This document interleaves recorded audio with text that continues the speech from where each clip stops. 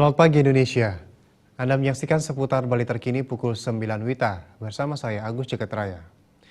Menteri Koordinator Bidang Pembangunan Manusia dan Kebudayaan Puan Maharani meminta penyaluran Raskin Rastra pada tahun 2016 ini lebih baik dari tahun-tahun sebelumnya.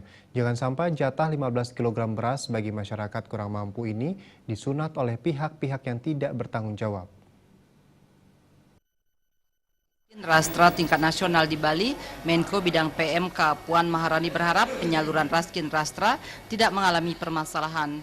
Raskin Rastra ini merupakan hak rakyat kurang mampu. Sudah menjadi ketetapan pemerintah bila pagu Raskin Rastra pada tahun 2016 mencapai 15,5 juta rumah tangga sasaran. Setiap RTS menerima 15 kg beras per bulan selama 12 bulan. Jika terjadi penyimpangan terhadap penyaluran beras miskin ini, seperti berkurangnya jatah Raskin Rastra, Puan Maharani meminta masyarakat melaporkannya kepada polisi.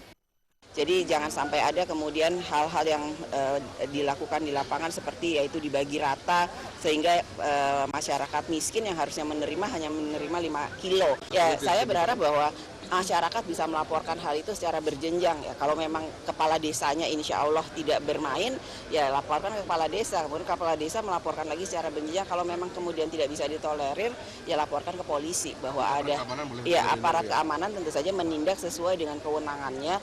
Jangan berlaku semena-mena karena nantinya akan menimbulkan kegaduhan. Jadi saya berharap ini adalah hak rakyat miskin yang sudah ditetapkan bahwa pagu raskinnya pada tahun 2016 ini adalah 15,5 juta RTS atau rumah tangga penerima sasaran. Baik, terima kasih.